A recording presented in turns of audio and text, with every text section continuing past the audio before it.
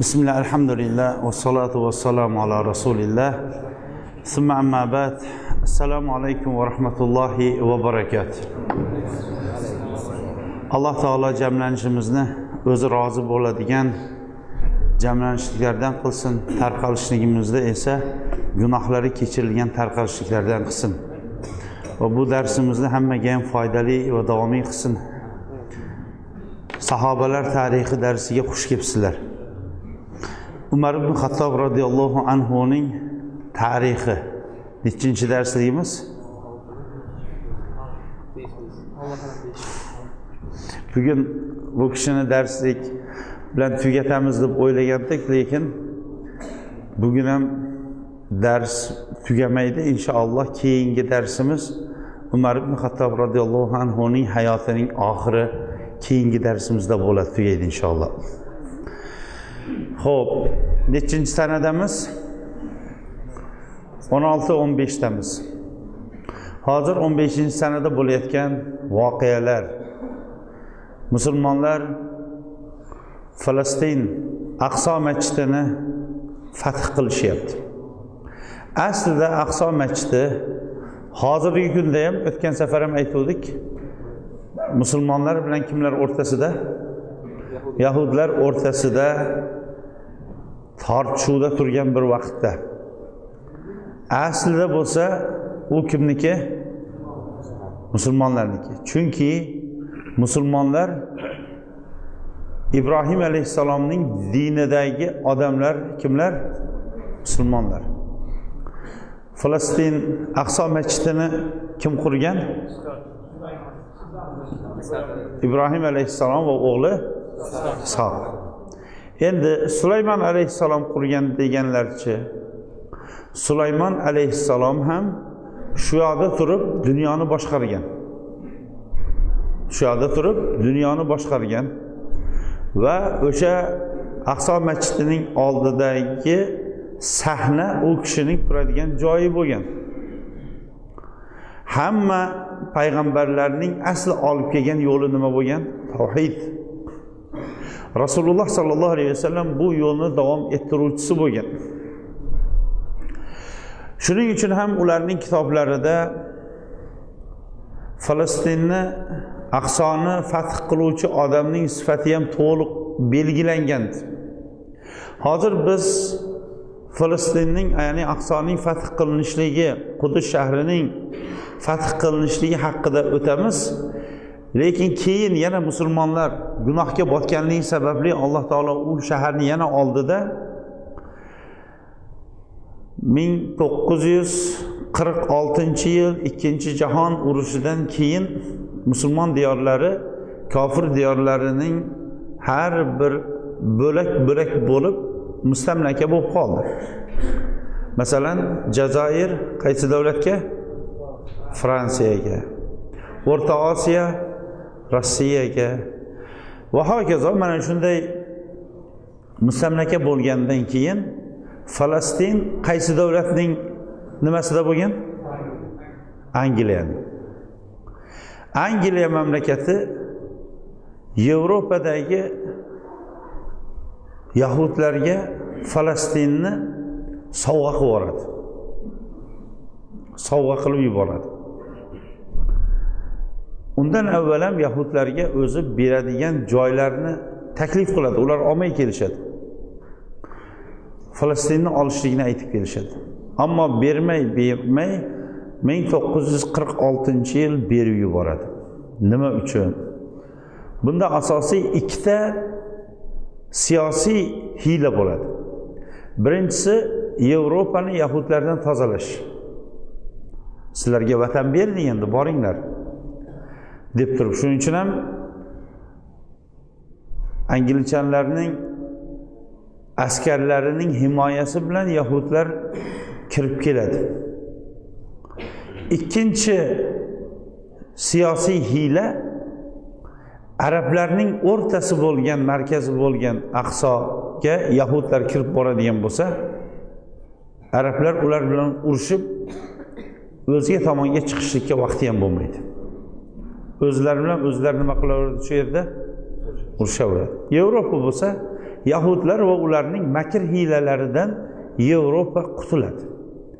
Mana shu maqsaddagina berib yuboradi. Ular boshida mamlakat quramiz demay oddiy holatga kirib borishadi. Va shu kunga qadar Falastinliklar bilan bo'layotgan jang, urush, to'polon bo'ladi va Falastin qiyomatga yaqin musulmonlar qo'liga yana o'tadi. Buni hammamiz ham nima qilganmiz? Qaysi nimada o'tganmiz? Darsligimizda qiyomatning belgilarida Iso alayhissalom tushishdan avval har bir qaysi daraxt ular g'arqat daraxti ularning daraxti bo'lib turib, o'sha daraxtdan boshqa hamma daraxt tosh, ey musulmon, orqamda yahudiy turibdi, uni o'ltir deydi. Faqatgina ularning daraxti u narsani aytmaydi. Hozirgi kunda mana internet xabarlari bo'yicha ular Falastinga shu daraxtni ko'paytirishyapti. Yana o'zlari ham shu yerga nima qilishyapti? Jamlanishyapti. Lekin qachon musulmonlar qo'liga o'tadi? Qachon fath bo'ladi? Sifatlari ularning kitobida yozilgan. Umar ibn Xattobni ular Abu Ubayda radhiyallohu anhu ni ko'rib, bu sizlarni boshlig'inglar emas, urishinglar dedi o'tgan darsda. Hozir davom etamiz o'sha joyda. Ular endi hozirgi kunda ham kundagi musulmonlarni ham qanaqa holatda bo'lgan vaqtida musulmonlar qo'liga o'tish ularning kitobida bor. Ular nima deyshadi? Qachon musulmonlar bomdod namozini, juma namozini o'qigan vaqtida Aqso masjidi musulmonlar qo'liga o'tar ekan. Tushunarlikmi? Odamlar, musulmonlar o'nglanish kerak. O'zlarini to'g'rilash kerak. Hozir ko'pchilik ba'zi bir holatlarda boshqalarga shikoyat qilishadi. Bu yoqdan Amerika, bu yoqdan Rossiya, bu yoqdan boshqa joylarni aybdor qilishadi. Lekin shuni yaxshi bilaylikki, eng katta ayb o'zimizda. Qachon Alloh subhanahu va taolo bir ummat o'zini to'g'rilasa, Alloh taolo ularga izzat tushiradi, nusratini beradi. Alloh taolo Qur'oni Karimda va'da qilgan o'rinlarning bittasi, sizlarni avvalgilarni yerni boshqargani kabi sizlar ham yerni boshqarasizlar. Sizlar qachon Allohning o'zigagina ibodat qilsanglar, unga shirk keltirmasanglar deydi. Birinchi sharti nima? Yolg'iz Alloh, tavhid, shirkdan nima qilishlik? Uzoqlashishlik. Ikkinchisi namozni barpo qilishlik. Hozir mana shu yerda o'tirgan jamoat, masalan aytaylikki, eng yaxshi jamoatlardan, tavhiddagi jamoatlardan desak, savol, javobni o'zinglarda qolsin. Hamma bomdod namozini jamoat bilan o'qiydimi? Hatto ichimizda uxlab qoladiganlar ham bor. To'g'rimi? Yahudlar aytadi, biz kitobimizda topamizki, Aqso masjidini qaytadan fath qiladiganlar vaqti ular juma namoziga kelgandaqa bomdod namoziga kelsa, demak musulmonlar shu darajada o'zgaradi, aqidasi o'zgaradi, to'g'rilanadi, ibodatga qoyim bo'ladigan vaqtda Alloh taolo ularga fath qilib beradi. Tushunarligi? Xullas Abu Ubayda radhiyallohu anhu ni haligi pop ko'rdida, siz massiz degandan keyin Abu Ubayda radhiyallohu anhu nima qildi? Xat yubordi Umar ibn Xattobga. Umar ibn Xattob radhiyallohu anhu maslahatlashib Shom diyoriga chiqdi. Abu Ubayda radhiyallohu anhu Umar ibn Xattobning kelishligi haqidagi xabar kelgandan keyin muhojir va ansorlardan iborat bo'lgan kishilar bilan birga Umar ibn Xattob radhiyallohu anhu ni kutib oldi. Umar ibn Xattob radhiyallohu anhu o'zining do'stlarini anchadan buyon ko'rmagandi. Abu Ubayda qurol yaroq kiygan, askariy holatda kiyingan, o'zining oti ustida edi. Umar ibn Xattob esa oddiygina kiyinib olgan, tuyasining ustida edi. Ikki qadimiy do'st birodarlar bir-birlarini ko'rishdi. Darrov ikkovlari ham markablaridan, otidan va tuyasidan tushdi. Qo'l berib va quchoqlashib ko'rishdi. Musulmonlar Umar ibn Xattob bilan ko'rishdi. Oldinda Umar ibn Xattob radhiyallohu anhu bilan Abu Ubayda radhiyallohu anhu ikkovlari gaplashib kelishdi va ular musulmonlar jamlanib turgan joyga yetib kelishdi. Umar ibn Xattob radhiyallohu anhu butun musulmonlarga qarab turib mauiza qildi. Buyuk, ulug' bo'lgan Allohga hamdlar bo'lsin. O'zi xohlagan narsasini qila oladigan, kuchli bo'lgan Allohga hamdlar bo'lsin. Alloh subhanahu va taolo bizlarni islom bilan hurmatladi. Muhammad sallallohu alayhi va sallam bilan esa bizni hidoyatladi va zalolatdan bizlarni qutqardi. Barchamiz firqa bo'lib turganimizda jamladi, qalblarimizni jamladi. Ey odamlar, bu ne'matlarga ko'proq hamd aytinglar. Hamd aytishlik bilan Alloh taolo bizga yana ziyodasini beradi. Chunki Alloh taolo aytadi: agar shukr qiladigan bo'lsanglar, men sizlarga ziyodasi bilan beraman. Agar kofir bo'ladigan bo'lsanglar, albatta azobim qattiqdir deb deydi. Kimni Alloh hidoyatlagan bo'lsa, u haqiqatan ham hidoyat topibdi. Kimni Alloh adashtirgan bo'lsa, u uchun endi hidoyatlanuvchi ham, do'st ham topilmaydi. Men sizlarga Alloh taolodan taqvo qilishga vasiyat qilaman. Allohiki abadiy qolguvchi, har bir narsa yo'qolsa ham u mangu qolguvchidir. Uning toati bilan avliyolar buyuk darajalarga yetdi. Gunoh qilishlik bilan bo'lsa, dushmanlar xor bo'ldi va ularning shavkati sindi. Ey odamlar, molinglarning zakotini qalbinglar va nafsinglardan rozi bo'lgan holatda chiqaringlar. U bilan xaloyiqning rahmatini, shukronasini umid qilmanglar. Mening mauizamni yaxshi tushuninglar. Aqlli kishi o'zining dini uchun harakat qilgan, baxtli kishi o'zi uchun mauizani ola olgan. Ogoh bo'linglar. Yomon ishlar u bid'at ishlardir. Va sizlar uchun esa lozim bo'ladigan ishlar payg'ambarimiz sollallohu alayhi vasallamning sunnatidir. Sunnat bilan chegaranishlik bid'at ishlarda ijtihod qilishlikdan ko'p yaxshidir. Qur'onni mustahkam tutinglar, chunki unda savob va shifo bordir. Ey odamlar, shunday bir kunlar bo'ldiki, mening turgan o'rnimda Rasululloh sallallohu alayhi vasallam turib bizlarga mauiza qilgandi. U kishi aytgandi: mening ashoblarimni mahkam ushlanglar. Undan keyin kelganlarni mahkam ushlanglar. Undan keyin esa undan keyin kelganlarni mahkam ushlanglar. Ana undan keyin esa yolg'onchilik zohir bo'ladi. Hatto guvohlikka yaramaydigan odam guvohlikka turg'izilinadi va qasam ichirilmaydigan o'rinda qasam ichilinadi deb aytgan edilar. Kim jannat bog'chalaridan bir bog'chaga kirmoqchi bo'ladigan bo'lsa, musulmonlar jamoasini mahkam ushlasin, shaytondan panoh so'rasin va birontangiz biron bir ayol bilan xoli qolmang, chunki u ham shayton hiylalaridan bittasidir. Kim bir yaxshilik, savobli ishga xursand bo'layotgan bo'lsa, gunoh ishga xafa bo'layotgan bo'lsa, bu mo'minlikning sifati ekanligini bilsin dedilar. Va Rasululloh sallallohu alayhi vasallamga salovat aytishlik bilan ma'ruzasini tugadi. Umar ibn Xattob radhiyallohu anhu Aqsodagi pop bilan ko'rishishi kerak edi. Ularning kattasi bilan. Aqso bilan musulmonlar o'rtasida endi o'rtada maydon bor edi.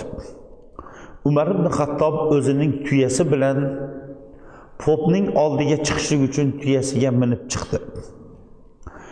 Ustida oddiygina charchab chirib qolgan kiyimi bor edi. Kiyimida 14 ta yamog'i bor edi. Alloh rozi bo'lsin Umardan. U kishi o'tgan darslarda ko'rdinglar. Fars imperiyasidan kelgan dunyo qanchalik dunyoni sotib oladigan darajadagi nima keldi? Dunyo u kishiga nima qildi? Keldi. Lekin u kishi o'zi uchun hatto uy solmay o'tib ketgan odam. Xalifa. U kishidan ortiq hozir yer kurasida boshchi yo'q. Ammo oddiygina kiyimida 14 ta yamog'i bor. Musulmonlar aytdiki, agar duldul otdan minib olsangiz, chunki dushman oldiga boryapti. Duldul otdan minsangiz dedi. Va bu kiyimni yechib oq libosdan kiysangiz dedi. Umar ibn Xattob maslahatga yuradigan odam edi. Ular aytgandaqa duldul otni mindi. Oq libosni kiydi. Zubayr radhiyallohu anhu aytadi, u kishi kiygan oq libos 15 dirham turadigan Misrdan keltirilgan libosdi deydi. Keyin bo'lsa u kishining ustiga Rumdan keltirilgan yaltiroq chapon ustiga, endi biz chapon deb tarjima qildik, ustiga shunaqa libos tashlab qo'yildi. Yelkasiga esa yangi emas, lekin qimmatbaho chorsi tashlab qo'yildi. Umar ibn Xattob duldulga mindi. Ozgina yurgandan keyin duldulning boshini musulmonlar tomonga qaytardi. Ey odamlar, mening og'irimni yengil qilinglar. Alloh sizlarning og'iringlarni qiyomat kunida yengil qilsin. Men Rasululloh sallallohu alayhi vasallamdan eshitgandim. Qalbida misqol zarrachalik kibri bo'lgan odam jannatga kirmaydi deb. Mana bu otga minib bu libosinglarni kiyganimdan keyin qalbimga kibr kirib qoldi. Qo'yinglar meni o'z ixtiyorimga dedi. Ya subhanalloh. Shu bilan darrov otdan tushdi. Kiyimlarini yechdi. O'zining yana o'sha kiyimini kiyib oldi. Oddiygina dehqon ham uni kiymaydigan kiyim. Boshida esa yuvlaverib shirasi ketgan ro'molcha boshini shu bilan bog'lab olgandi. Baytul Maqdis oldiga keldi.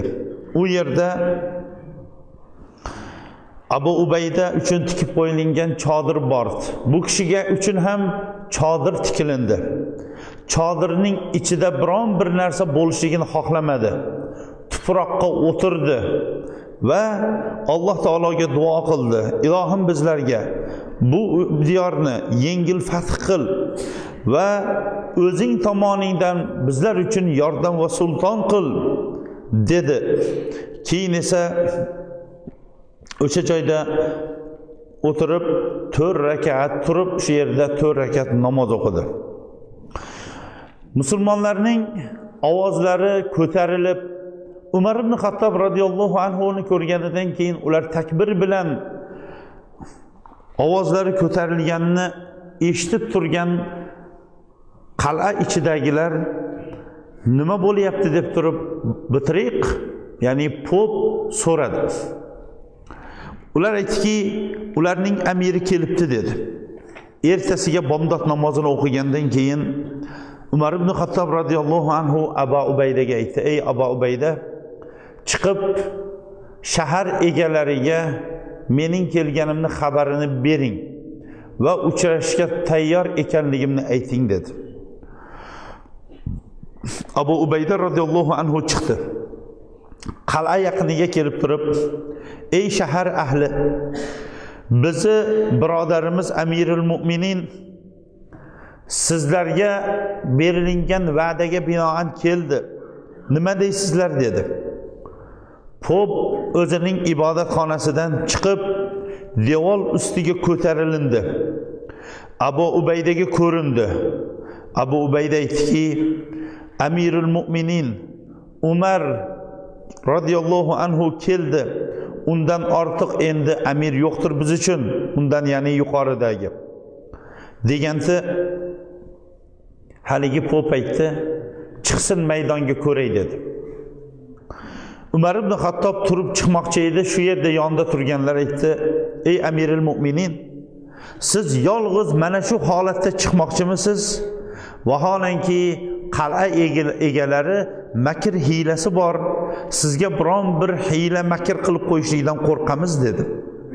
Shunda Umar radhiyallohu anhu qul la yusibana illa ma kataballohu lana huwa maulana va alallohi falyatawakkalul mu'minun oyatini o'qidi. Ayting, bizga faqatgina Alloh taqdirimizda yozgan narsagina bizga yetadigan bo'lsa, shu yetadi. Alloh bizning haqiqiy do'stimiz, suyanchig'imizdir. Allohning o'zigagina tavakkul qilinglar ey mu'minlar degan oyatni o'qidi. Keyin tuyani olib kelinglar dedi. Tuyani olib keldi.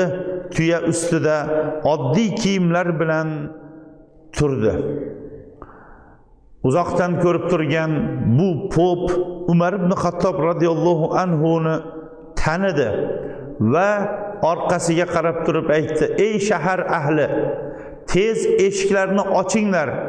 Haqiqatdan ham o'sha kishi sifati o'shandaqa, eshiklarni ochinglar, bu kishidan omonlikni so'ranglar dedi.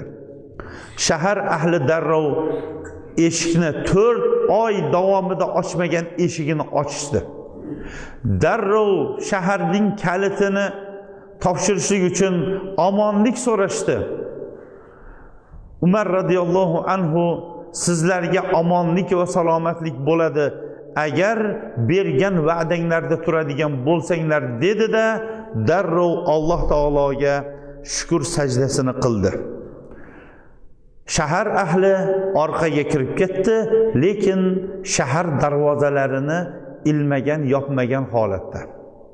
Umar ibn Xattob radhiyallohu anhu ham orqaga qaytdi.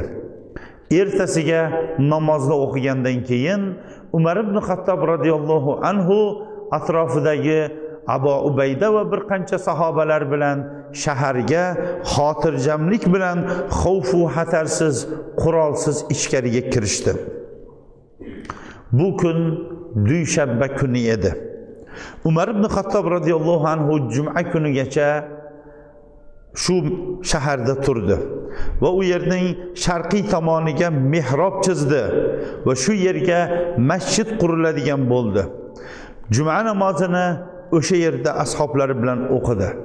Musulmonlar shaharning biron bir matosiga, biron bir do'koniga, biron bir boyligiga ko'z olaytirish u yoqda tursin, ularga zarar ham bermadi, hech narsasiga tegishmadi.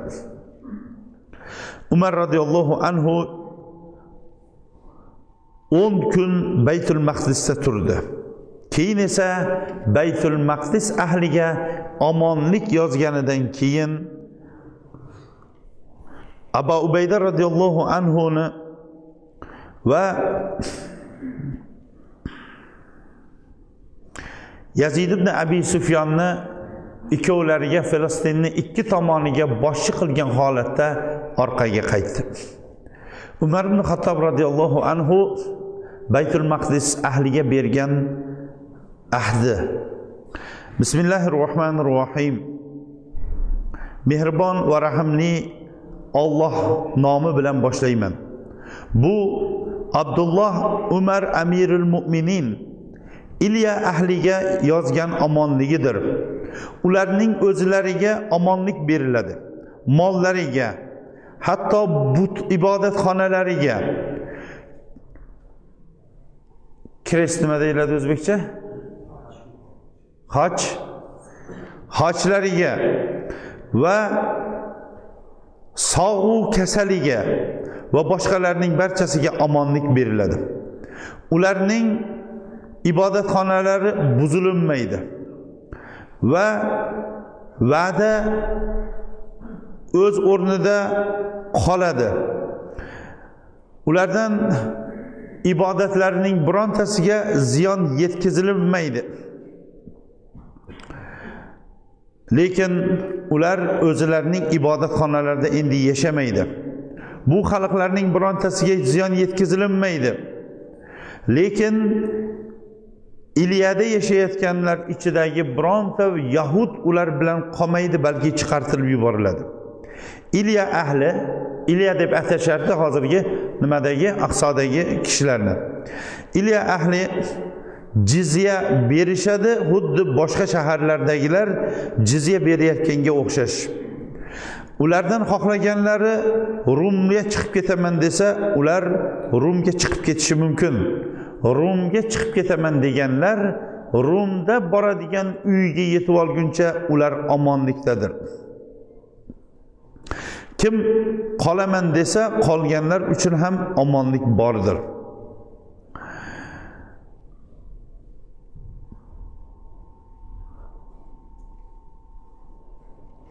Xullas ularga uzun holatdagi bu omonlikni berdi va o'zi esa shun bilan qaytib ketdi.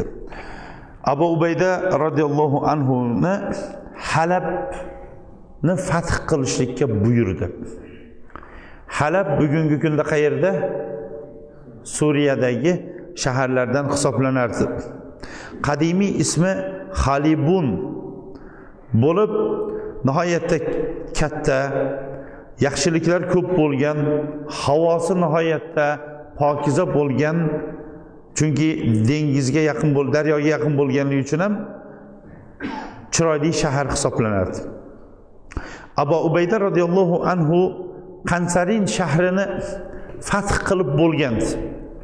Qansarin shahrini fath qilib bo'lganidan keyin Halab tomonga yurayotganda Qansarin shahri o'zi sulh bilan fath qilingan. Fath qilib bo'lib Halab tomonga yurayotganda xabar keldiki, ular va'dani buzishdi degan xabar keldi. Abu Ubayda radhiyallohu anhu ularga bir jamoat askarlarni jo'natdi. Iyod ibn G'anam al-Fihriyning boshchiligida. O'zi esa Halab tomonga qarab turib yurib ketdi. Halab shahrini juda yengillik bilan, sulh bilan fath qilindi. Lekin Halabning ichida atrofining hammasi qattiq qo'rg'ongan, devori nihoyatda baland bo'lgan nima bor edi? Qal'a bor edi. Qal'aning ichida juda odam ko'p edi. Va uning ichida kanisa, serkif bor edi. Cherkov bor edi. Va ham odamlar bilan ibodat qiladigan va ham birga jang qiladigan u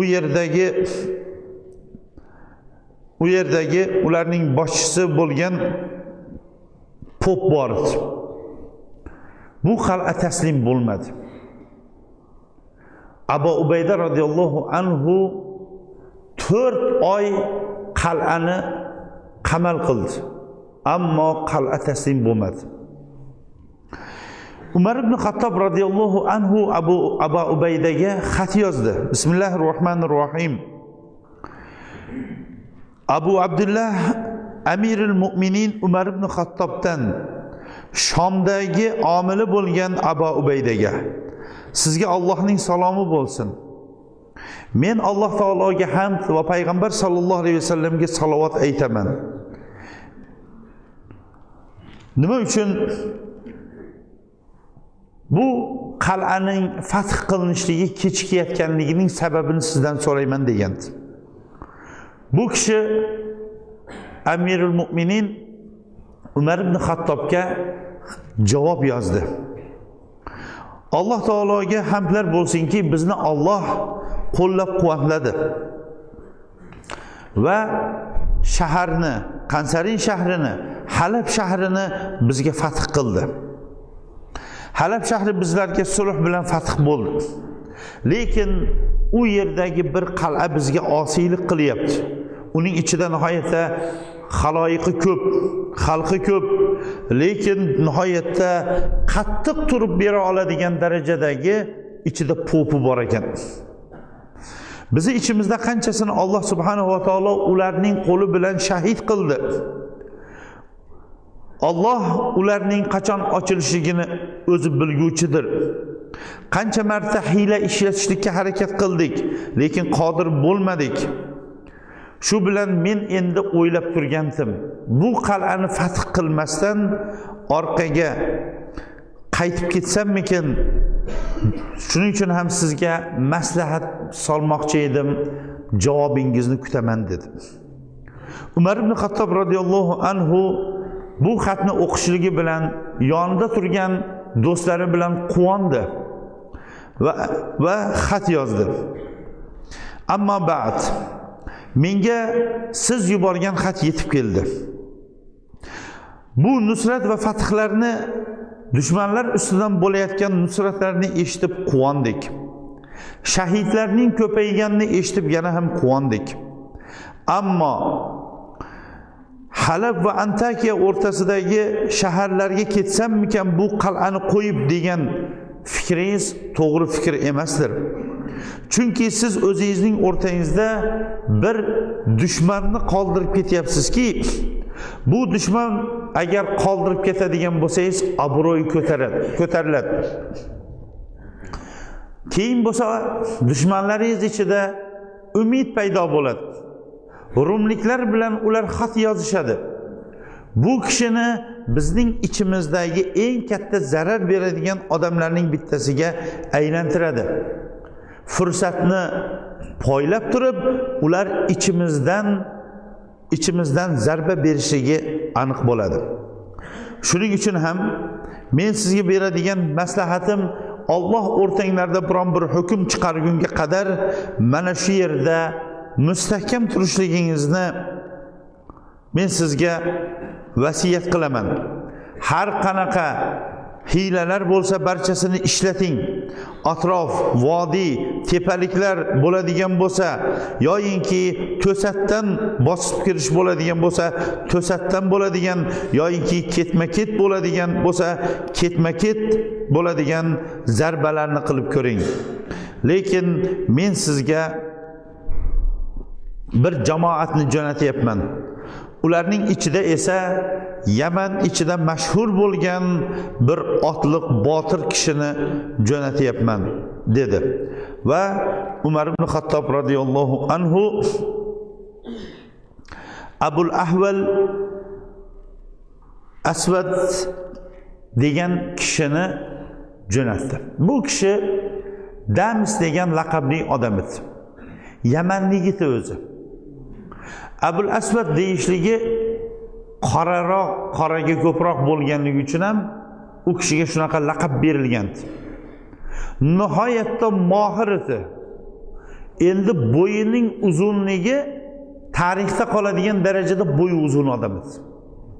Umar ibn Xattob radhiyallohu anhu bu qal'aning nihoyatda devorlari uzun bo'lganligi uchun ham bekorga bu kishini jo'natmagan.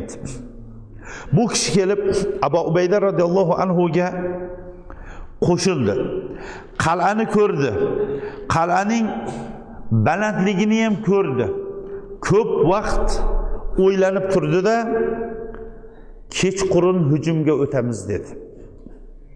Kechqurun hujumga o'tamiz dedi. Va ozgina bir to'da o'zining odamlaridan oldi. Biz takbir aytgan vaqtda eshikka yopishasizlar dedi. Qal'aning hech ham kiradigan o'rni yo'q. Bu kishi qal'aning tepasiga yopishib chiqishlikdan boshqa chora yo'q dedi. Va qorovullari, qal'a soqchilari uxlayotgan vaqtda arqon tashlab shu yoqqa tirmashib ko'tarilib chiqdi. Ikkita pasbonni o'ltirishligi bilan qolganlar uxlab yotuvdi, eshikni ochib takbir aytib bordi. Musulmonlar eshikdan takbir aytilgan holatda qal'a ichiga kirishdi. Uyqularidan turgan rumliklar darrov urushga kirishdi. Eshikdan bostirib kirgan otliqlarning sarkardasi Xolid ibn Valid radhiyallohu anhu edi. Rumliklar ular bilan urushishning hojati yo'q, ularga toqat qila olmasligini bilgandan keyin hammalari qurol aslihalarini tashlashdi-da, o'zlariga omonlik so'ray boshlashdi. Ularga omonlik berilindi va ularning ichidagi qal'a ichidagi butun boylik xazinalar chiqarib olindi va sarkardalar o'rtasida ulushlari berilib 5 dan biri Madinaga jo'natilindi.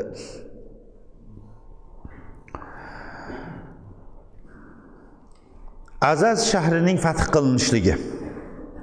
Azaz ham shu Halabga yaqin shahar bo'lib, u ham qal'ali bo'lgan Halabning shimolidagi shahar hisoblanadi. Halab bilan Azaz o'rtasida bir kunlik yo'l edi.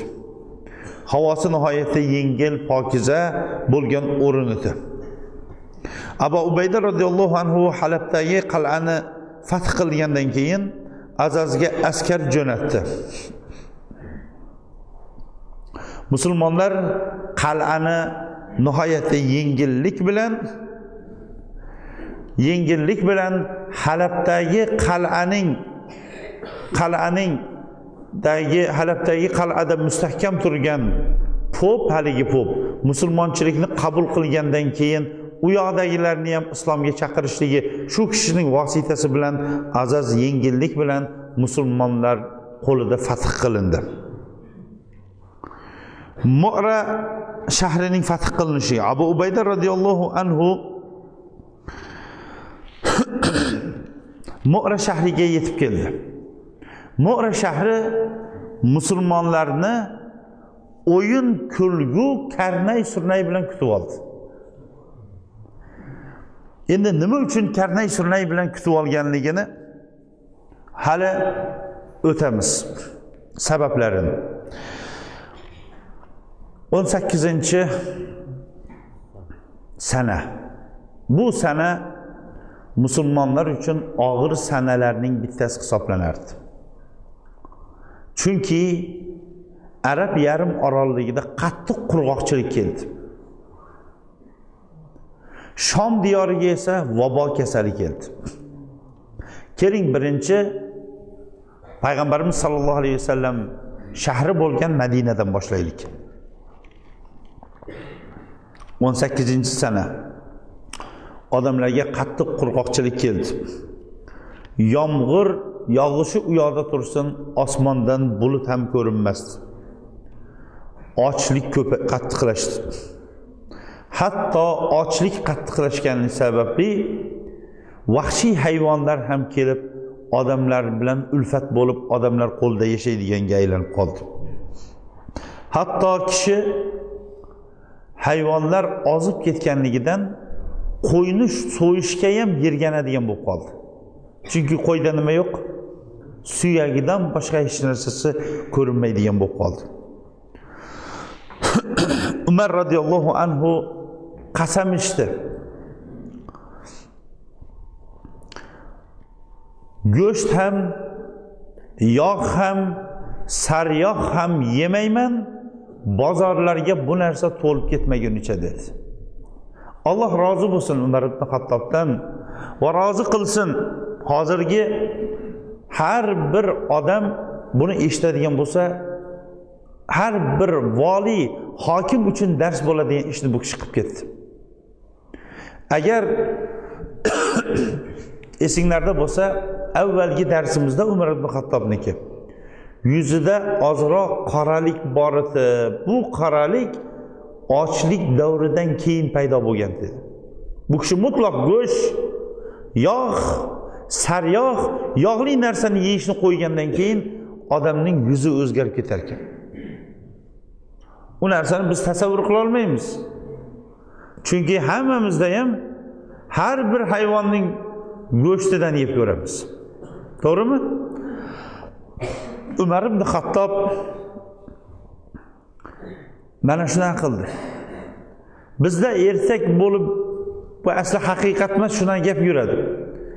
Leninga nima kelib qolgan ekan? Nima aytib bilasizlarmi? Halvomi?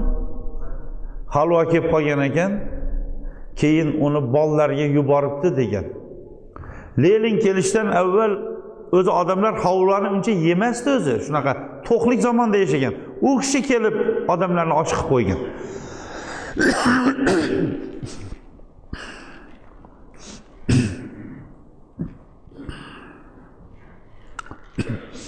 Umar ibn Xattob radhiyallohu anhuning qo'li Ukka bozoriga boruvdi. Saryoq kelib qolganini ko'rdi. 40 dirhamga oldi. Va Umar ibn Xattobga aytdiki, endi qasamingizni buzsangiz ham bo'laveradi dedi. Chunki musulmon kishi bir narsaga qasam ichsa, keyin undan afzalini ko'rsa, kafforatini berib nima qiladi? Qasam buzsa bo'ladi. Men mana uni dedi, bozordan ko'rib, sizga ko'rsatishlik uchun va yeyishingiz uchun 40 dirhamga oldim dedi. Umar ibn Xattob radhiyallohu anhuning jahli chiqib ketdi. Shunaqangi ocharchilik qiyin davrda men uchun bir idishdagi yog'ni 40 dirhamga ham olasizmi? Allohga qasamki, mana bundan keyin endi yemayman deb o'rgan ekan.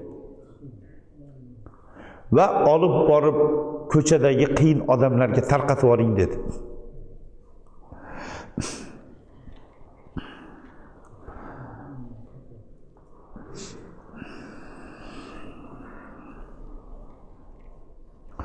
Sizdaqa odam o'ziga quvvat olmasa qana qilib xalqni boshqaradi deb bu kishi yig'ladi-da, idishni olib chiqib ketdi. Abu Ubayda radhiyallohu anhu 4000 ta tuyani oziq ovqat bilan Madinaga jo'natdi. Madina va Madina atrofidagi odamlarga u narsa berila boshladi. 9 oy davomida ocharchilik nihoyatda og'ir bo'ldi. Atrofdan arzon baho bilan yoyinki yengil baholar bilan atrofdan amirlar Madinaga yordam qilib turdi. 9 oy o'tgandan keyin Umar ibn Xattob radhiyallohu anhu Payg'ambarimiz sallallohu alayhi vasallamning amakilarchalari Abbos radhiyallohu anhular istisqo namozini o'qishlikka chiqishdi. Umar ibn Xattob radhiyallohu anhu ikki tizzalarini yerga qo'ygan holatda qo'llarini osmonga ko'tarib, xaloyiq esa qo'li duo qilib turardi. Umar ibn Xattob radhiyallohu anhu duo qildi: "Ey Alloh, biz ojiz bo'lib qoldik, bizga o'zing yordam ber. Biz uchun kuch ham quvvat ham yo'qdir agar ojiz bo'ladigan bo'lsak. Biz hatto o'z nafsimizdan ham ojiz bo'lib qoldik. Biz uchun quvvat ham, bir joydan ikkinchi joyga qo'zg'alish ham yo'qdir magar sen bilandir. Ilohim, shaharlarimiz va bandalaring nihoyatda qiynalib qoldi, bizlarni sug'or" deb duo qildi-da, Abbos ibn Abdul Muttalib Rasululloh sallallohu alayhi vasallamning amakilarining qo'llaridan oldi.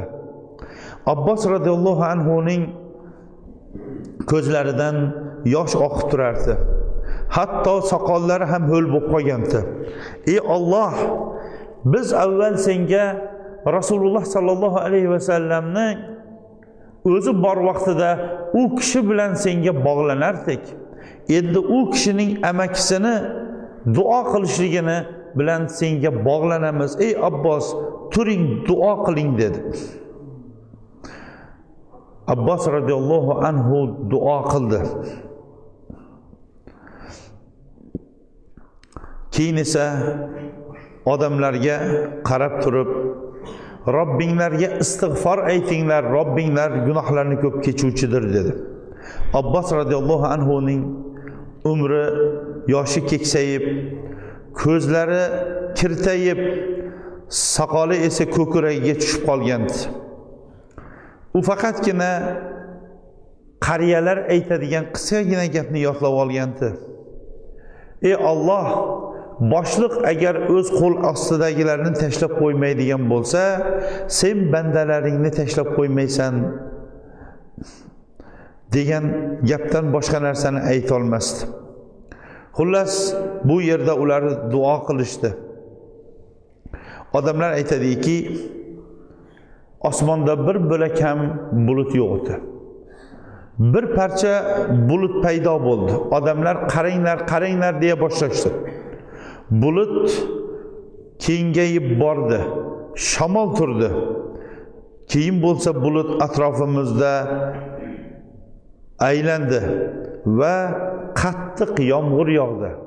Bu yomg'ir nafaqat Madina shahrida, balki Arab yarim oroli va uning atrofida nihoyatda qattiq yog'di.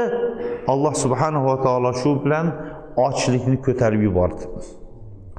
Ochlik Arab yarim orolligiga nihoyatda qattiq o'zining nimasini ko'rsatdi, ta'sirini ko'rsatdi. Endi lavhani fath qilingan shaharlarga qaratamiz.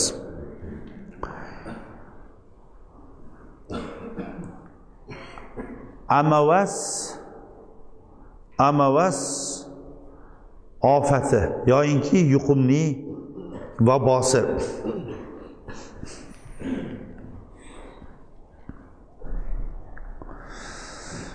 Baytul Maqdis Shom diyorlarining atrofida Amavas deb atalgan o'rindan birinchi chiqqanligi uchun ham odamlar o'sha vaboni o'sha joyiga berib qo'ya qoldi. O'sha joyning nomi bilan bu vaboni atab qo'ya qoldi. Vabo chiqdi odamlarga. Bu vabo yetgan joyning barchasi nima qila boshladi? Odamlar o'la boshladi. Vabo nimadan chiqdi? Shu yerda savol. Vabo o'zi nimadan chiqadi? Ha, mashallah. Domla, eski domla baribir. Urushlar ko'p bo'ldi. Urushlarning ketida yoyinki kechqurun musulmonlar o'zlaridan bo'lgan o'lganlarni dafn qilardi. Bu dinimiz buyurganligi uchun ham va musulmonlar shunga nima qilganligi uchun ham odatlanganligi uchun ham. Ammo kofirlar, mana eshitdinglar, qancha 100 minglagan bir maydonda odamlar nima qildi? O'ldi. Ammo kofirlar o'zlarining askarlarining o'lgan o'liklarini tegmasida o'sha maydonda qolib ketardi. Bu keyin vabo kasali shundan paydo bo'lishiga sabab bo'ldi. Va shahar o'tib bu kasallik kengayib ketdi. Shom diyorida bu vabo nihoyatda ko'p sahobalarning, tobiinlarning o'limiga, musulmonlarning o'limiga sabab bo'ldi. Qariyb 25 ming musulmon bu vabo bilan olamdan o'tib ketdi. Ular ichida ancha sahobalar ham bor edi. Shom diyoriga vabo kasali kelganligini eshitishi bilan Umar ibn Xattob Abu Ubaydaga xat yozdi. Sizga Allohning salomi bo'lsin. Amma ba'd.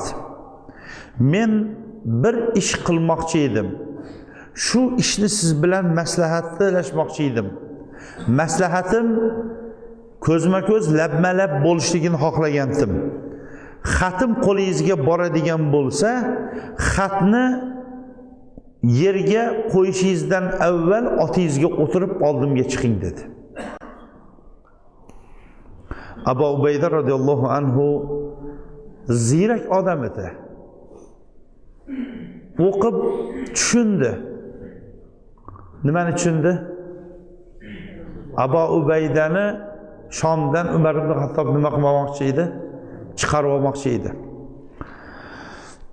Tushundida xatga javob yozdi. Ey Amirul Mu'minin,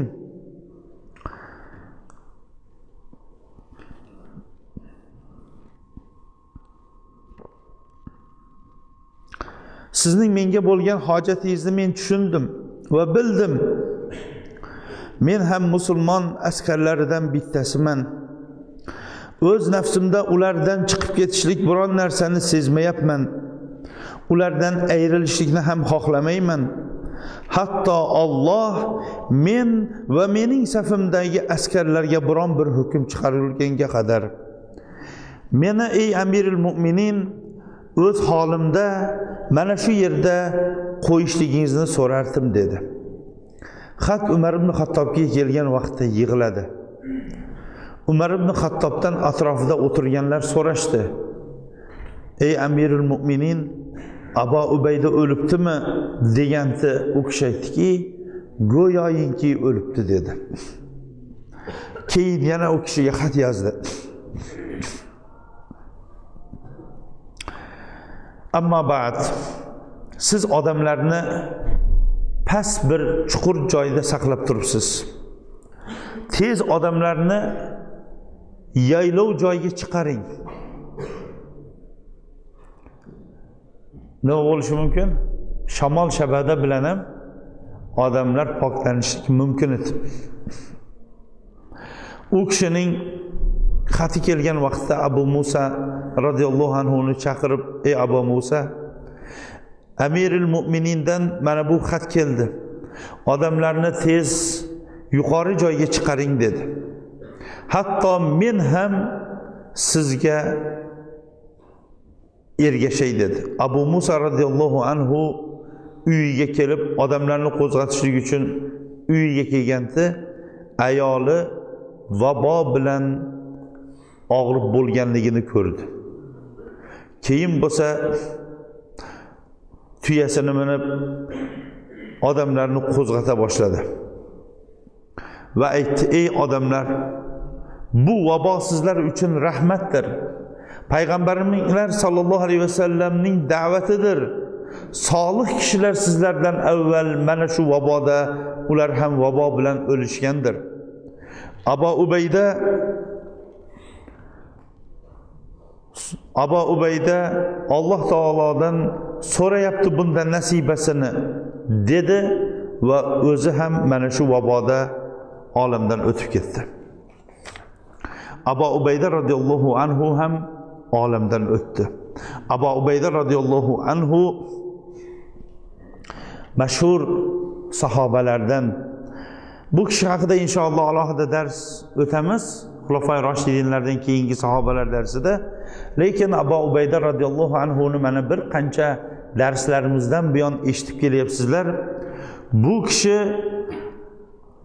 Abu Ubayda bin Jarroh radhiyallohu anhu olamdan o'tishligi bilan musulmonlar katta zarar ko'rdi. Chunki bu kishi haqiqatan ham solih, taqvodor, tavozulik, odamlar uchun suyukli boshchilardan bittasi hisoblanardi. Qancha shaharlar bu kishi sababli fath qilingan edi. Abu Ubayda radhiyallohu anhu Usmon, Ubayda ibn Jun va Abdurrahman ibn Avf, Abu Salama, bularning hammalari bir soatda bir kunning o'zida musulmon bo'lganda Rasululloh sallallohu alayhi vasallam Arqam hovlisiga kirishlikdan avval va bu kishi 10 ta avvalgi sahobalarning, islomni avval qabul qilgan sahobalarning bittasi, jannat bilan xushxabar topgan, Badr, Uhud va Rasululloh sallallohu alayhi vasallam bilan barcha janglarda yelkama-yelkatosh turgan kishi edi. Rasululloh sallallohu alayhi vasallam har bir ummatning amin omonatdori bor. Bu ummatning omonatdori Abu Ubayda bin Jarroh deb aytgan edi. Yaman shahri so'radiki, bizga bir kishini jo'natsangiz, bizlar uchun sunnatni va islomni o'rgatadigan deganda Rasululloh sallallohu alayhi vasallam Abu Ubaydaning qo'lidan ushlab, mana bu kishini jo'nataman, bu kishi bu ummatning omonatdoridir degandi. Banu Saqif kunida Rasululloh sallallohu alayhi vasallam olamdan o'tgandan keyin sahobalar kimni xalifa qilishlikni o'ylab turgan vaqtda Abu Bakr radhiyallohu anhu odamlarga qarab, "Men sizlarga ikki odamning biri xalifa bo'lishligi bilan rozi bo'lardim. Umar ibn Xattob yo Abu Ubayda radhiyallohu anhu dan ikkovini ko'rsatgandi."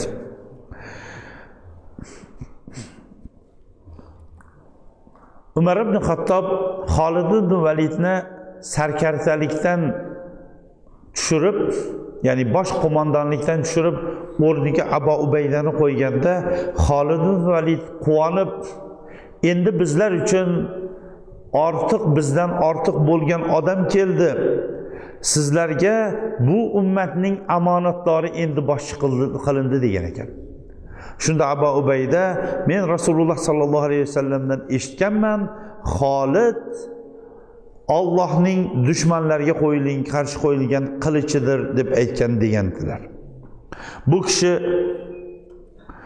Madinaga hijrat qilgan vaqtda Abu Talha al-Ansari bilan Rasululloh sallallohu alayhi vasallam aka-uka qilgandi.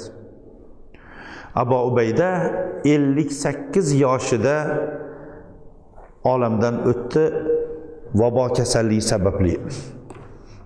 Abu Musa Ash'ari radhiyallohu anhu ham olamdan o'tdi. Muaz ibn Jabal radhiyallohu anhu ni ular o'rinlariga boshchi qilib ketdi. Muaz ibn Jabal radhiyallohu anhu ham shu vabo kasalligi sababli 18-sanada olamdan o'tdi. Rasululloh sallallohu alayhi vasallam Muaz ibn Jabalni 4 ta kishidan Qur'on olinglar. Ibn Mas'ud, Ubay ibn Ka'b, Muaz ibn Jabal va Salim Mavla Abu Huzayfa deb aytgandi. Ummatimga rahimlisi rahimlirog'i Abu Bakr, halol bilan haromni bilguvchirog'i Muaz ibn Jabaldir degandi. Bu kishining o'g'li, 2 ta ayoli hammasi mana shu vabo bilan olamdan o'tib, oxiri o'zi ham olamdan o'tdi. Rasululloh sallallohu alayhi vasallam qiyomatda olimlar ummatimning oldida bir guruh bo'lib qo'pariladigan bo'lsa, Muaz bir yoy otiladigan darajada ulardan oldinda turadi deb aytgan edi. Yazid ibn Abi Sufyan, bu kishi Abu Sufyan radhiyallohu anhuning eng yaxshi farzandlaridan va eng katta qoid lashkar boshlaridan edi. Qancha futuhatlar bu kishining qo'lida shaharlar fath qilingandi. Bu kishi ham mana shu vabo kasallik olamdan o'tgan 3-sarkarda, mashhur sarkardalarning bittasi edi. Shurahbil bin Hasana, Alloh rozi bo'lsin bu kishidan va rozi qilsin. Bu kishi ham buyuk sarkardalardan bittasi edi. Bu kishi ham mana shu vabo kasallik olamdan o'tdi. Vabo kasali ko'p sahobalarni musulmonlardan ayrilib qolishligiga sabab bo'ldi. 18-sana vabo kasali atrofdagi ko'p musulmonlar uchun dalda bo'lib bosh bo'lib turganlarning ko'pchiligi olamdan o'tganligi sababli ham Umar ibn Xattobga ular haqidagi xatlar kelib turdi. Umar ibn Xattob ularni o'z ko'zlari bilan ko'rib, vabo kasalligi ketganidan keyin ishlarni endi qaytadan rejalashtirishlik uchun o'zi fath qilingan shaharlarni aylanib kelgisi keldi. Tasavvur qiling, bir kishi bir joyda 7-8 yildan buyon bir joyni boshqarib katta ishlar qilib turgan bo'lsa-da, u kishi olamdan o'tib ketgan bo'lsa, shu kishining ishini davom ettirib ketadigan nima kerak bo'ladi?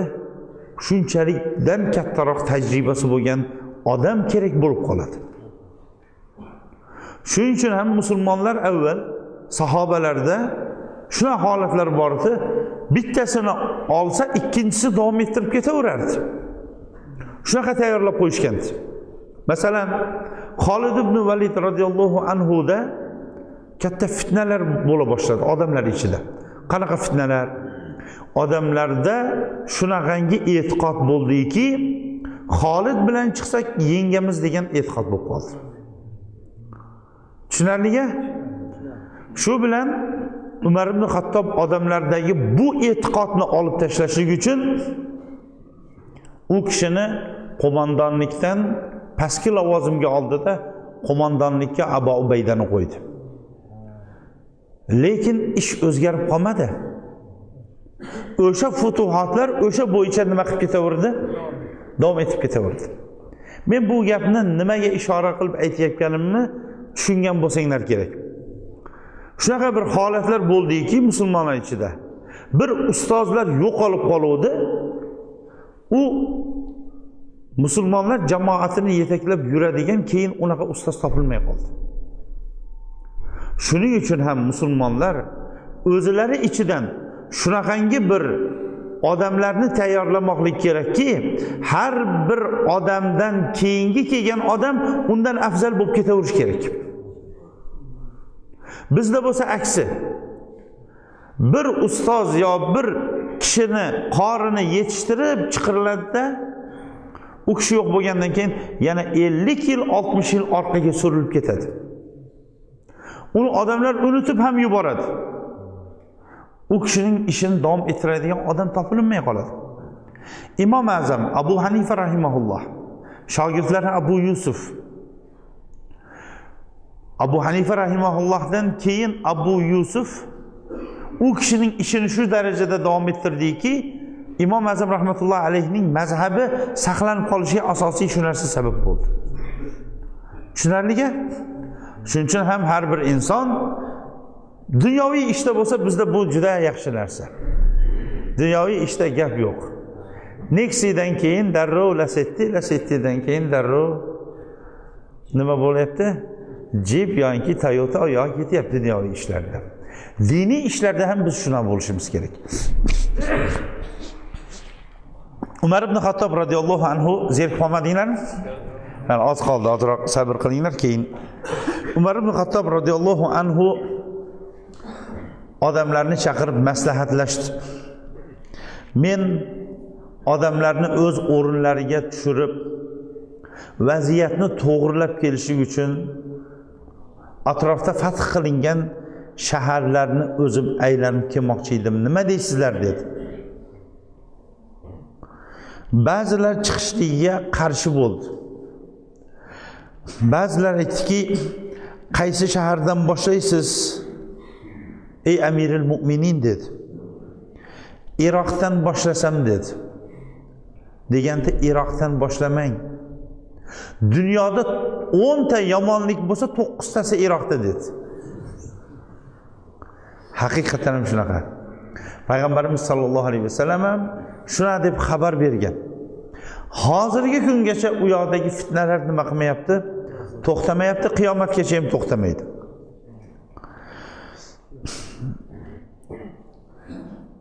Ali radhiyallohu anhu aytdi: "Ey Amirul Mu'minin, Kufa hijratdan keyingi yana bir o'rin bo'lib qoladiki, kelajakda inshaalloh musulmonlar o'sha yoqqa yo'lqadigan islomning bir qubbalaridan, markazlaridan bittasi bo'lishligini umid qilamiz" dedi.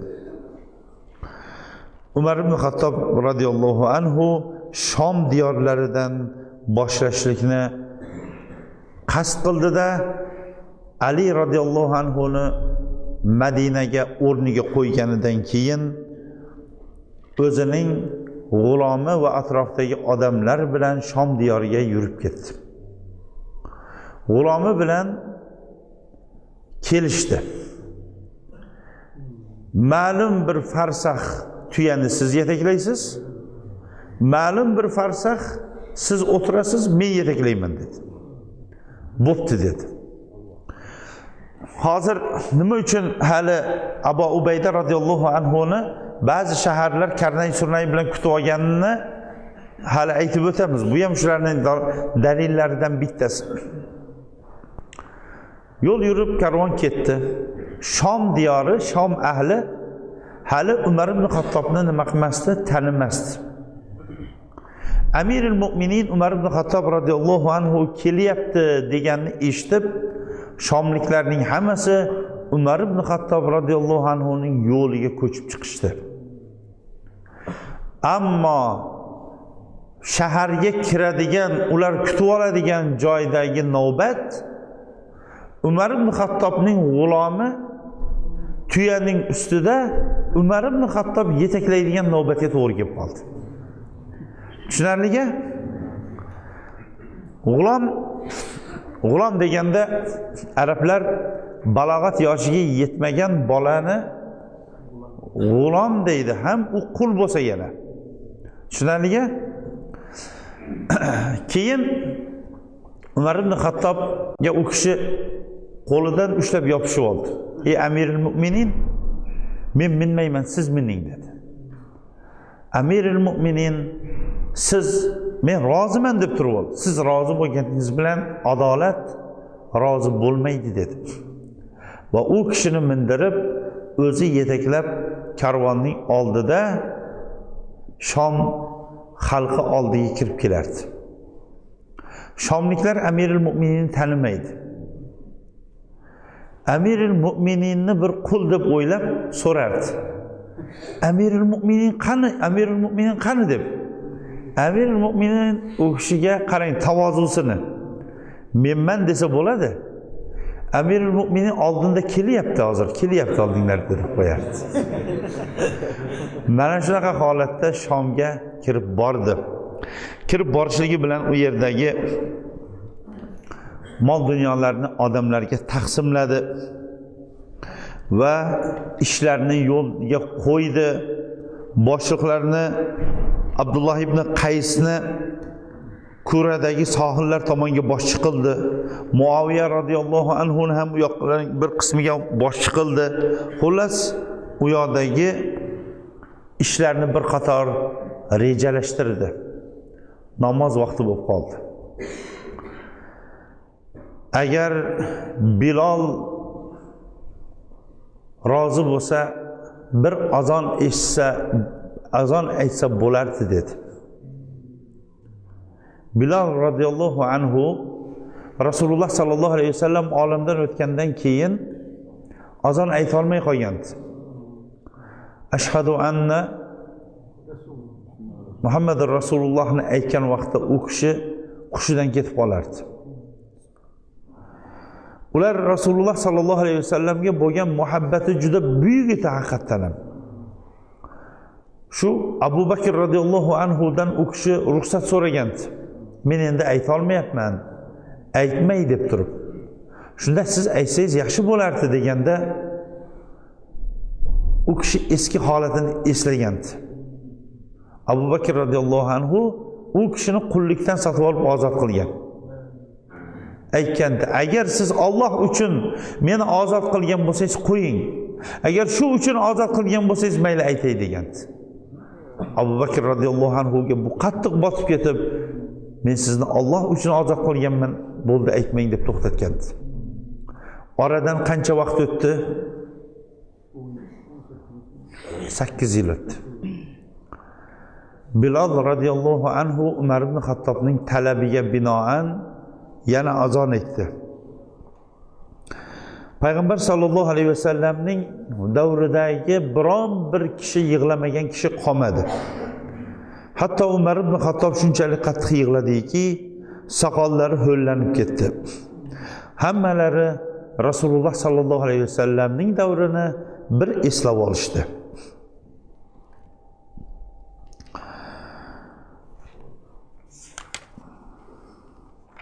Musulmonlar qisqa davr ichida Fors va Rum imperiyalarini qarib hammasini desak ham bo'ladi, lekin ko'p qismini fath qilib bo'ldi. Nima uchun? Avvalambor alhamdulillah ular Alloh taolo tomonidan yuborilgan dinda haq turganligi uchun. Va yana bir qancha nimalari bor? Sabablari bor. O'shalarning ba'zilariga to'xtab o'tamiz. Birinchisi, forsliklar bilan rumliklar o'zaro bir-birlari bilan urushib charchagan vaqt edi. 26 yil o'rtada urushib turgan vaqt edi bu. Ikkinchidan, ichki siyosatlarning bir kelishmovchilik imperiyalarda ko'payib ketdi. Nima uchun buni aytayotganlarimning sabablari, biz tarix o'rganyapmiz. Tarix biz uchun nima bo'ladi? Ibrat bo'ladi. Shuning uchun ham hozir sizlarga savol, Abdullah Qodiriy o'tgan kunlarning boshida nima deb boshlaydi? Moziydan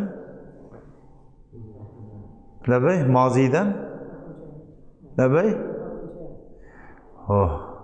Abdullah Qodiriy o'tgan kunlar kitobining boshida moziydan deydi. Moziydan degan o'tgandan degani. Moziydan ibrat olishlik hech kim bilmaydimi? Men ham bilmayman oxirida. Xo'p, hozirgi hamma otabeklar yo'qda, avvalgi otabeklar. Xo'p, muhimi moziy bizga nimani? Tarix bizga kelajakni o'rgatadi. Shuning uchun bunga to'xtayapmiz. Uyqinglarni ochay degandim. İchki kelishmovchiliklar ko'p bo'lganligi uchun ham bu imperiya, ikki imperiya tez yiqilishiga sabab bo'ldi. İchki kelishmovchiliklar hozir shu yerda savol. Musulmonlarda ham shuna bo'lgandan keyin ham musulmonlar mag'lub bo'lib turibdi emasmi hozir ham? Har bir jamoat o'zi uchun tortadi. Boshqa musulmonlar bilan qo'l berib ko'rishib qo'ysa, o'zining jamoati bilan bag'rini bosib ko'rishadi. To'g'rimi? Ikkovi bir-biri bilan tortishib yotgan bo'lsa, o'zining jamoatining boshchisi yenggan bo'lsa gapda bu bo'ldi, to'y shu tomon deydi. Uchinchi sabab, bu ikki imperiya shu bilan birga ko'p zebu zinatga berilib ketgandi. Zebu zinatga. Xuddi hozirgi musulmonlar ham nima qilib ketgan? Zebu zinatga bo'linib ketganligi uchun. Payg'ambarimiz sollallohu alayhi vasallam qiyomatga yaqin musulmonlarning mana shunday xor bo'lishini aytganida amin qillatina hada deydi. Sahobalar hayron qolishadi-da, bu bizni sonimiz ozligi uchunmi deydi. Desa yo'q. U kunda sizlar ko'p bo'lasizlar. Ko'p bo'lasizlar. Lekin yomg'ir yog'ib turgan vaqtda sel bo'lib suv oqib turadi. Ustiga yomg'ir tushyapsa, pufak chiqadi. Pufak qancha vaqt turadi? 4 sekund turadi. Yo'q, iymoninglar shunaqa bo'ladi dedi. Dunyoni yaxshi ko'rasizlar, undan chiqinglar kelmaydi, chunki unga ketmaydigan, o'lmaydigandek qasrlarni solib qo'ygan bo'lasizlar dedi. Farsliklar ham xuddi shunday, rumliklar ham xuddi shunday edi. Xo'p, to'rtinchisi, Fors va rumliklar urush taktikasi bilan arablarning urush taktikasi boshqacharoq edi. Fors va rumliklarning urush taktikasi og'ir artilleriya bo'lib qolgandi. Ammo musulmonlarniki bo'lsa, yashin otday chaqmoq chaqqandaqa ular yugurib ketishaverardi.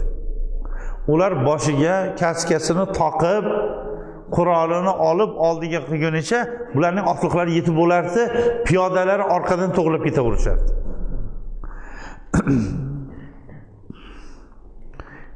Beshinchi, musulmonlar hech narsada zarar ko'rishmasligini bilardi. Yo mag'lubiyat bilan zafar, yoinki shahidlik. Oltinchi, musulmonlarning ayollari ham xuddi erkaklardek urushardi. Sizlarga aytib berdimmi, aytib bermadimmi u bir janglarning bittasida ayollarni? Ha, bu qaysi jangda? Abu Bakr radhiyallohu anhu davrida.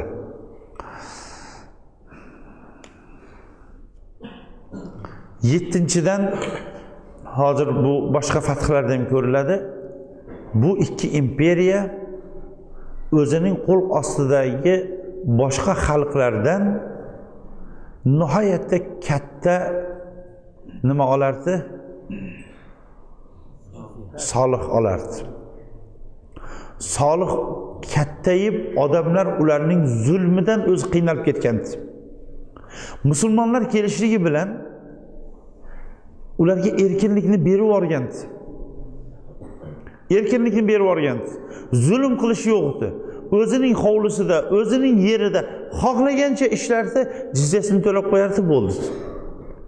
Musulmon bo'lsa jizya ham to'lamasdi. Buni ko'rgan, bu adolatni ko'rgan, u yoqdan Fors, rumliklarning ham ayollari qizlarga tajovuz qilsa, dunyosini bosib olsa, haddan ortiq darajadagi soliqni beradigan bo'lsa, bundagi zulm musulmonlarning adolatini ko'rgandan keyin ko'p Fors va Rum xalqiga mansub bo'lmagan shaharlarning ko'pchiligi karnay bilan musulmonlarni kutib olaverdi. Umar ibn Xattob radhiyallohu anhu Amr ibn As radhiyallohu anhuni Misrga tijorat bilan jo'natgandi. Umar ibn Xattob radhiyallohu anhu Shomda yurgan vaqtda Amr ibn As Umar ibn Xattobga kelib tijoratdan qaytganligi, Misr xalqi haqida gapira boshladi va Umar ibn Xattobdan Misrni fath qilishlik uchun ruxsat bering menga va askar bering deb talab qildi. Tasavvur qiling, kartada biron bir narsa Arab yarim orolini ko'rganmisizlar? Ko'rgansizlar. Agar hozir e'tibor bersanglar, jangning hammasi Qizil dengizning bu tomonida, o'rtada ba'zi bir Furot daryosi va shunga o'xshagan daryolar bo'lmasa, hammasi quruqlik bo'yicha ketyapti. Suvning bu tomonida ketyapti. Kufa va Basra shaharlarini ham Abu Ubayda radhiyallohu anhudan Umar ibn Xattob nima deb so'radi? O'rtamizda suv bo'lmaydigan, elchi tez keladigan joydan shahar quring deb so'radi. Ammo Amr ibn As radhiyallohu anhu talab qilayotgan urush Qizil dengizning naryog'idagi Afrika materigi edi endi. Yangi materik, yangi iqlim, yangi dushmanlar, yangi taktika bo'lib ham kechagina vaboda qancha musulmon katta lashkarlar va musulmonlar talofat ko'rdi. Arab yarim oroli qiyinchilikdan to'xtagani bilan hali to'liq belini ko'tarib olgani yo'q. Musulmon askarlari bo'lsa Shomda, Iroqda va boshqa joylarda tarqoq holatda turibdi. Umar ibn Xattob radhiyallohu anhu urush boshlashdan qo'rqdi. Ruxsat bermadi. Ammo Amr ibn As qayta so'rayvergandan keyin u kishiga 4000 ta otliqni berdi va aytdi: "Siz yuring. Lekin siz yurayotgan vaqtingizda men Allohdan istixora qilaman. Xat yozaman. Xatim agar sizga siz Misr diyoriga kirib bo'lganingizda yetib qolsa, xatimda qayting degan joy bo'lsa, Misr chegarasidan o'tib qo'ygan bo'lsangiz, qaytmang, Allohning izni ila futuhatni boshlang. Agar Misrga yetmagan bo'lsangiz, qayting degan joyimda qaytasiz" dedi. Bu kishi xo'p dedi. 4000 ta otliq bilan Misr tomonga qarab yo'l oldi. Yo'lda ketayotgan vaqtda Umar ibn Xattobdan xat kelib qoldi. Xat keluvdi. Amr ibn As bu yer qayer deb so'radi. Bu qishloq dedi, Misr bilan Rumliklar o'rtasidagi qishloq. Mana shu qishloqdan keyingi qishloq Misr dedi. Xatni olib kelgan odamga aytdi. Bildirmay turdidagi xatni olib kelgan odamga, biz hozir charchamay turibmiz, narigi qishloqqa yetib olaylik. Keyin shu yerda dam olamiz, shunda xotirjam Amirul Mu'mininning xatini keyin ochamiz dedi. Keyingi qishloqqa yetganda odamlarni hammasini o'tkazib dam oltirib turib, mana Misrning ilk bor birinchi qishlog'iga keldik. Amirul Mu'minindan xat keldi. Ochib o'qiymiz dedi. Inshaalloh xatning ichida nima deyilganini keyingi darsimizda davom ettiramiz inshaalloh.